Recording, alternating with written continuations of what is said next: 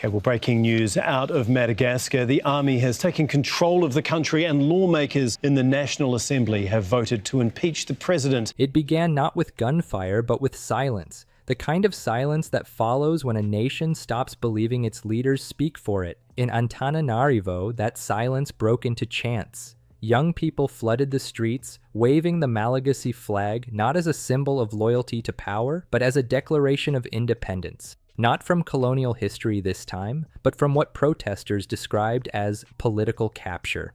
According to early reports cited by Reuters and other outlets in October 2025, unrest reportedly began after allegations of corruption and electoral manipulation against President Andry Rajoelina resurfaced, reigniting public anger that had been simmering for years. According to Al Jazeera's coverage, elements of the security forces were said to have refused orders to disperse protesters, instead forming a protective line between demonstrators and police units still loyal to the government. Political analysts at the Institute for Security Studies, ISS Africa, noted that the reported military dissent reflected a continental fatigue, with leaders who act as intermediaries between African wealth and foreign interests. This sentiment, soldiers aligning with popular will rather than external approval, is what many have called a moral coup rather than a military one. As reported by Al Jazeera, elements of the military refused orders to disperse protesters, instead forming a protective line between demonstrators and police units still loyal to the government.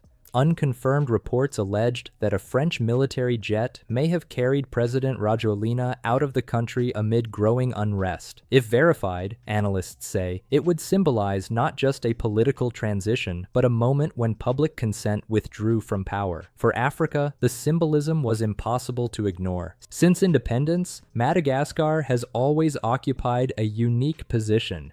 Unlike nations in the Sahel, it has no major anti-terror operations or direct Western troop presence. But, like much of Africa, its military institutions were trained, equipped, and ideologically shaped by foreign partners, mostly France. French military advisors have historically worked within Malagasy defense programs, consistent with broader post-colonial partnerships. Yet this time, those same soldiers appeared to refrain from defending a government widely perceived as aligned with Western partners. And for many African observers, that marked something deeper than regime change. It marked a shift in mindset. Political analysts at the Institute for Security Studies, ISS, noted that the Madagascar mutiny reflected a continental fatigue, with leaders who act as intermediaries between African wealth and foreign interests. In other words, soldiers, once used to enforce obedience, were beginning to align with popular sovereignty instead of external approval. It's important to understand why this matters. Across Africa, from Niamey to Ouagadougou, Bamako to Antananarivo, militaries are being tested, not only in combat, but in conscience. For decades, their loyalty flowed upward, toward presidencies, donor nations, or alliances that supplied them. Now, a new question is being asked.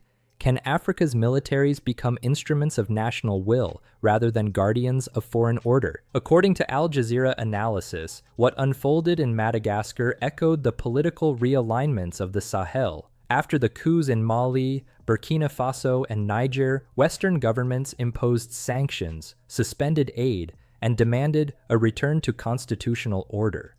But many Africans interpreted those responses not as concern for democracy, but as a defense of influence. The pattern was clear. When a leader acted independently, they were isolated. When they complied, they were praised. This cycle has eroded the legitimacy of donor-dependent democracies, as one African Union 2024 report diplomatically called them. Madagascar's case was different because it wasn't a junta seeking power. It was a military refusing complicity. Reports suggest the military avoided installing new leadership directly, instead allowing civilian momentum to drive the transition. They simply stepped back, allowing protesters to occupy key state sites, forcing political resignation through nonviolent collapse. For Africa's sovereignty movement, that restraint carried profound meaning. It suggested that a military could act in the people's interest without becoming its oppressor, something long thought impossible after decades of coup fatigue. But here's the deeper layer. Why now? According to African Development Bank data, 2024, Madagascar's economic inequality had worsened sharply in recent years despite foreign investment. Over 75% of its population lives below the poverty line, while key sectors, particularly mining, vanilla exports, and energy, remain dominated by foreign companies. Many citizens felt their resources enriched others while leaving the island's infrastructure in ruins. It was in this context that younger officers began questioning the purpose of defending an elite few over the majority. Economic data, AFDB 2024, confirmed that Madagascar's poverty rate remains above 75%, and key sectors like mining, vanilla, and energy are dominated by foreign firms, a reality fueling the frustration of young citizens and mid-rank officers alike. For much of Africa, the events in Madagascar are not just local news, they are a mirror.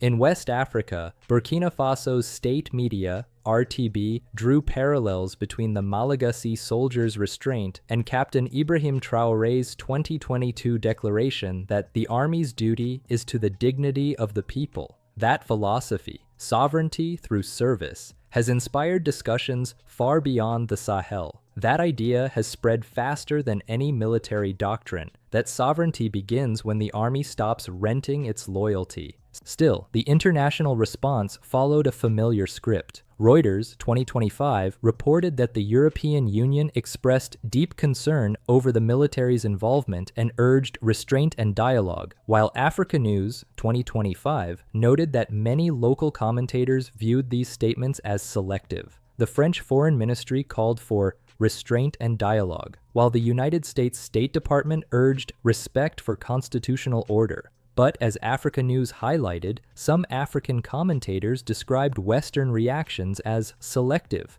arguing that where was this concern when poverty deepened, when elections were manipulated, when leaders overstayed their mandates under Western approval? The irony wasn't lost on anyone. Younger officers, raised amid hardship and digital connectivity, now question why loyalty must be rented through aid instead of earned through service.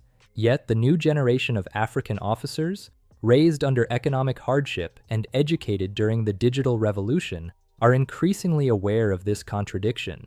They see their peers in Mali and Burkina Faso reclaiming control of their airspace, their contracts, and their narratives. And they are asking, why not us? According to ISS Africa, internal divisions within African militaries are now less about tribe or rank, and more about ideology, between those who see the army as a colonial legacy to preserve stability, and those who see it as a liberation tool to restore sovereignty. In Madagascar, that ideological split came to the surface. When the protests began, older generals advised caution and dialogue. Younger commanders argued that neutrality was the only moral choice left. The result was not chaos, but clarity. Observers say the president's reported departure left a temporary leadership vacuum as the army refrained from intervention, allowing protesters to maintain momentum. And across the continent, a question began to echo. If Madagascar, a nation long seen as quiet, compliant, and externally guided, can break the cycle, what's stopping others? Across Africa, the shockwaves from Madagascar's sudden transformation were felt not through diplomatic cables, but through conversations in army barracks, universities, and community gatherings. In Bamako, Niamey, Ouagadougou, even as far as Nairobi and Lusaka, people began to ask the same question. What does true military independence look like? For decades, African militaries have been trained to think of security as something defined elsewhere. The African Union Peace and Security Council, 2024, reported that over 60% of military aid and training on the continent still comes from external actors. The United States, France, the European Union, and increasingly Russia and China. Each claims to promote stability, but the meaning of that word often depends on whose interests are being stabilized. Madagascar's uprising disrupted that logic. By refusing to suppress the population, its soldiers rejected the old assumption that African stability requires obedience to foreign-backed regimes. It was a small act with continental implications, a rebellion of conscience. According to the East African, several senior officers in the Southern African Development Community, SADC, quietly praised the Malagasy military's restraint. One unnamed official was quoted saying, "They did not seize power. They returned it to the people. That is the highest discipline." This perspective is gaining ground. In the Sahel, for instance, the alliance between Mali, Burkina Faso, and Niger, now known as the Alliance of Sahel States, AES, has already begun to redefine what military independence can mean. According to AFP, the AES has announced plans for a joint defense force fully funded by member contributions with minimal Western oversight. The same model, some observers note, could one day extend to Madagascar and even to parts of Central Africa. But not everyone is convinced. The Economist argued that Madagascar's military neutrality could create a power vacuum, warning that populist movements often overpromise and undergovern. This concern is not without merit. The island's history is littered with moments where revolutionary fervor collapsed into stagnation once foreign investors pulled out or aid was suspended. Still, the difference this time, as noted by African Business Magazine, is that the conversation has shifted from dependency to design. Instead of waiting for external validation, many African governments, even those still aligned with the West, are beginning to rethink how their militaries can serve economic sovereignty. Consider energy security. In the Sahel, the AES has nationalized uranium and gold operations, seeking to fund local defense budgets independently. In Madagascar, the debates now center on the island's rare earth reserves and its strategic position along the Indian Ocean trade routes. Analysts from the African Development Bank, AFDB, have noted that if Madagascar reclaims even partial control of its nickel and cobalt exports, it could double defense spending without foreign loans. For many pro-sovereignty thinkers, this is not about isolationism. It's about leverage. The idea is simple. No army is free until its fuel, food, and weapons come from its own soil. Yet that road is difficult. According to UNCTAD 2024, 78% of Africa's military equipment is still imported, mostly from non-African suppliers. Local manufacturing capacity remains limited, though countries like Nigeria, South Africa, and Egypt are slowly developing indigenous arms industries. If the new Malagasy leadership wants to maintain independence, it must invest in local defense logistics, not rely on external suppliers who can dictate terms in times of crisis. This is where the Malagasy example becomes symbolic. By stepping aside, the soldiers didn't just depose a president, they exposed the structure that had kept their nation dependent for decades. According to France 24, Rajoelina's government maintained extensive defense partnerships with France, including regular officer exchanges and procurement programs. These ties ensured operational continuity, but also created dependency. Once that leadership collapsed, so did those channels. Now, for the first time in modern Malagasy history, the Army's future direction will likely be decided internally, not by donor conferences, but by citizens demanding reform. This is precisely what Pan-African leaders like Thomas Sankara once envisioned, a continent whose armies defend its people, not its political elites. Sankara famously declared in 1984 that a soldier without political education is a potential criminal. Today, that statement rings true again. In Burkina Faso, Ibrahim Traoré's government has embraced that principle by fusing military service with civic participation. According to DW, volunteer defense programs now integrate community education, literacy, and local production, blending national defense with social development. It's a model that emphasizes identity and purpose rather than raw power. For many Malagasy youth, this approach resonates. As one student in Antananarivo told BBC Africa, "We do not want generals who serve Paris or Moscow. We want soldiers who defend Madagascar's children." That statement captures a generational shift sweeping across Africa. The struggle is no longer between left and right, or between coup and constitution. It's between dependence and self-determination. Even outside the Sahel, this new discourse is shaping political imagination. In Kenya, the Nation Media Group reported that members of parliament have proposed legislation to reduce reliance on foreign training missions. In Namibia, discussions are underway about using revenue from lithium exports to fund indigenous defense technologies. And in Ghana, a growing youth movement is pushing for transparency in defense contracts with NATO and the EU. Everywhere, the question is the same. Who does the African soldier ultimately serve? For decades, the answer was predictable. Aid agreements and counterterrorism partnerships often ensured that loyalty remained externally oriented. But now, as more African nations witness what happens when armies refuse to suppress their own citizens, that answer is changing. Still, critics worry that the pendulum could swing too far. The International Crisis Group warned that military activism without institutional reform risks reproducing the same authoritarian patterns under a new flag. In other words, independence must be coupled with accountability. That warning is timely. Many Africans admire the symbolism of soldiers siding with the people, but fear that such moments can easily be hijacked. History offers cautionary tales, from Guinea to Sudan, where popular uprisings were later betrayed by opportunists. Yet even acknowledging those risks, something undeniable has shifted in Africa's political consciousness. As the African Union Commission noted in a recent communiqué, there's a growing realization that sovereignty cannot be subcontracted. Whether through economic policy, foreign bases, or military training programs, the price of dependence has become too visible to ignore. In Madagascar, this realization has come at a cost. The economy faces uncertainty, tourism is down, and diplomatic relations are strained. Reuters, 2025, reports that several aid programs have been suspended pending a restoration of constitutional order. But for many Malagasy citizens, that is a price worth paying.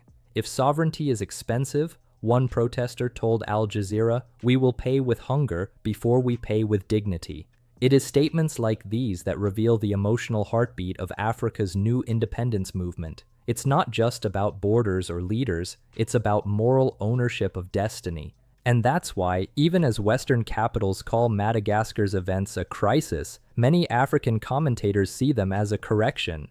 According to Pan-African Review, what's emerging is a continental pattern: popular frustration, economic injustice, and militaries that can no longer justify repressing their own people for the sake of foreign interests. From Chad to Congo, soldiers are beginning to question not just who gives the orders, but whose interests those orders serve. This is the essence of what observers call the post-colonial military awakening. It is not coordinated, not centralized, yet it is spreading through shared experience and digital connection. When Ibrahim Traoré addressed young officers in Ouagadougou last year, he said, "The age of foreign tutors is over. We will learn from our own mistakes, not theirs." His words, broadcast across African social media, resonated far beyond Burkina Faso. They found listeners in Madagascar, Ghana, Tanzania, and beyond. Because at its core, Africa's sovereignty movement is not anti-foreign, it is pro-dignity. It doesn't seek enemies, it seeks equality. And that is precisely what makes Madagascar's story so powerful. Its soldiers didn't seize the state, they restored the people's voice. They didn't choose war, they chose withdrawal. They refuse to be used as an instrument of fear. The question now, as Africa watches, is whether that restraint can evolve into reform, whether the courage to say no can be matched by the wisdom to rebuild. For the first time in generations, African militaries are no longer the silent guardians of someone else's order. They are becoming the authors of their own. If Madagascar's moment has taught Africa anything, it's that sovereignty is no longer a flag. It's a function. It's measured not by how many national anthems are sung, but by who controls the levers of power when crisis strikes. And for the first time in decades, those levers are beginning to shift back into African hands.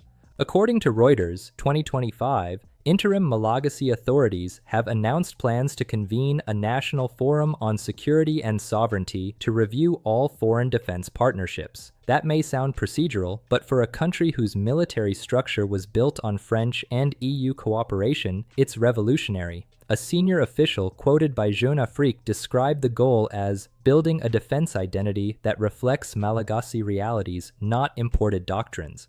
Across the continent, that phrase, defense identity, is gaining traction. The African Union's Defense and Security Policy Review reported that at least 9 member states are reassessing their foreign training agreements. Some, like Mali and Burkina Faso, have already expelled foreign troops. Others, like Senegal and Kenya, are simply demanding transparency and reciprocity. But while some African leaders see Madagascar's approach as bold, others are cautious. The Financial Times noted that donor nations fear a security vacuum if Western partnerships decline too quickly. Yet within Africa, many argue that the real vacuum already existed, not in military strength, but in strategic purpose. The Malagasy military's quiet refusal to enforce elite interests represents what some scholars call the decolonization of discipline.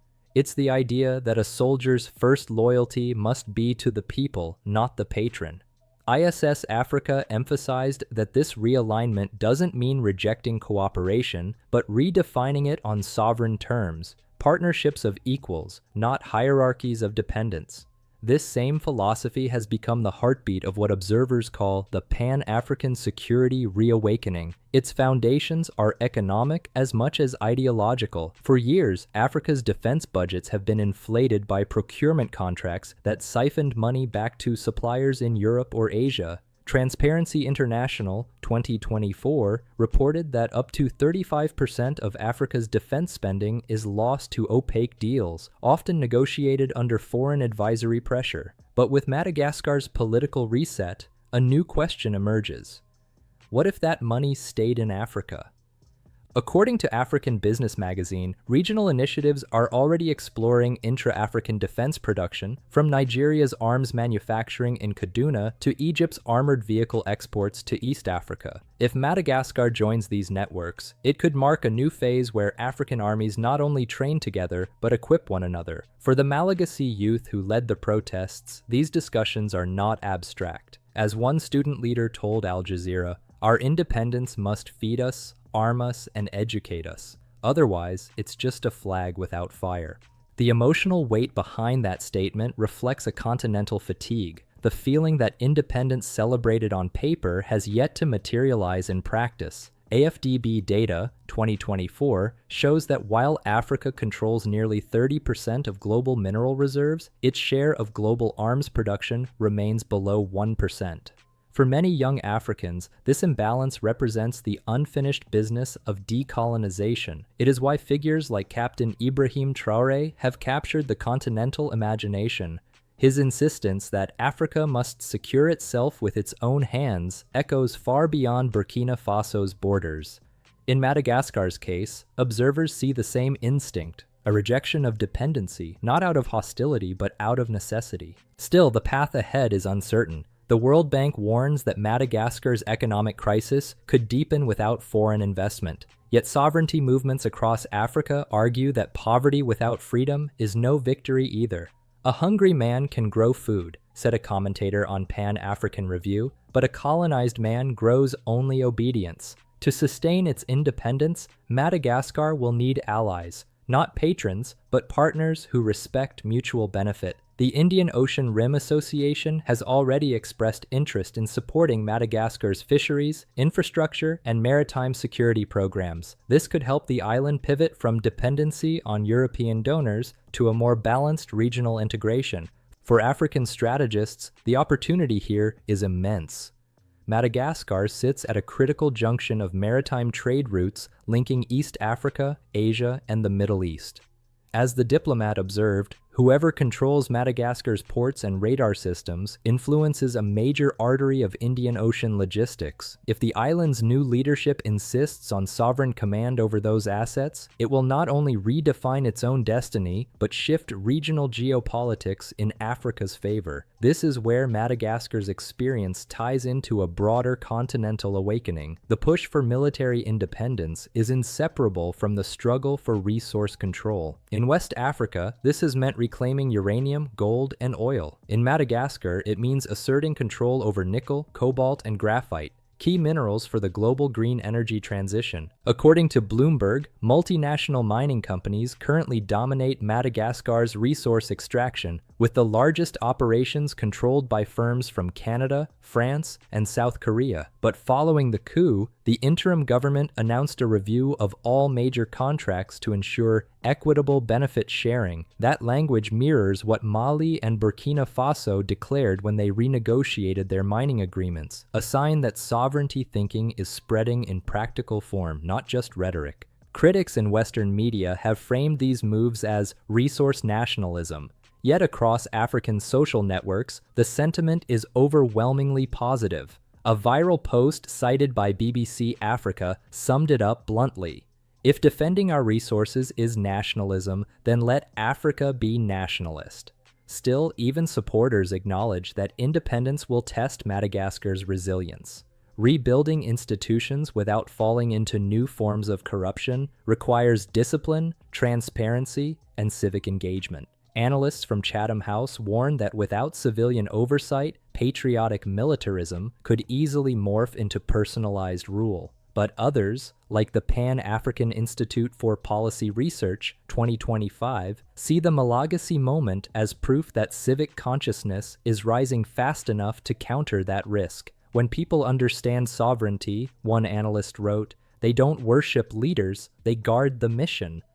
That understanding, that sovereignty is a shared duty, not a slogan, is the quiet revolution unfolding across Africa today. And it's not limited to politics, it's cultural, intellectual, and psychological. Across universities, youth movements, and even religious organizations, Africans are re-examining what dependence has cost them. The Malagasy example is serving as a case study in how a society can reclaim control without descending into chaos, how a military can choose moral restraint over violence. The AU Center for Governance noted that this shift could mark the birth of a new security culture, one that views soldiers as guardians of the nation's soul, not its ruler's throne. The symbolism is powerful. Soldiers once trained to salute foreign officers now stand shoulder to shoulder with citizens waving homemade flags. Generals once briefed in French now listen to local elders and teachers. This rerouting of authority in national soil, cultural, linguistic, and spiritual, may be Africa's most important strategic victory since independence. Yet the journey is far from over. Sovereignty is not a destination, it's a discipline. It must be practiced daily, defended quietly, and renewed constantly. Madagascar's challenge will be to institutionalize what was born out of rebellion, to transform spontaneous unity into structured governance. That's where Africa's story often stumbles. The struggle to reclaim power is often easier than the patience to wield it justly. As the African Center for Strategic Studies warns, true independence is tested not when power is taken, but when it's shared. If Madagascar succeeds in building a defense system accountable to its people, it could become a model for peaceful military reform across the continent. If it fails, it risks reinforcing the old narrative that Africa cannot govern itself without guardians. Either way, the island has already changed the conversation. It has shown that a nation can stand up to both corruption and foreign pressure without firing a shot, that sovereignty at its core is a matter of choice, and that choice is spreading. From the gold mines of Niger to the ports of Djibouti, from the copper belts of Zambia to the vanilla fields of Madagascar, a single truth is taking root. Africa's independence will not be granted again, it will be maintained, or it will be lost. As one African commentator told the continent, we are not asking the world to leave us alone, we are asking to walk beside it, as equals, not subjects. That, ultimately, is what the Madagascar coup means for Africa's military independence. It is not just an event, it is a signal, a whisper turning into a roar that Africa's soldiers, once instruments of others' design, are awakening to their true duty, to defend the continent's right to define its own destiny. The story of Madagascar is still being written, but for millions across Africa, it already carries the promise of something far greater than political change. It carries the sound of a continent remembering its strength, and choosing finally to stand guard over its own freedom. While opinions differ, one point remains clear. The reported events in Madagascar have reignited debate about how African nations can pursue sovereignty while maintaining stability and accountability. Experts caution that independence without institution-building risks repeating past mistakes, but they also acknowledge that a generation yearning for dignity is reshaping the continent's political imagination. Whether these developments prove lasting or temporary, the world is watching as Africa defines what sovereignty truly means in the 21st century.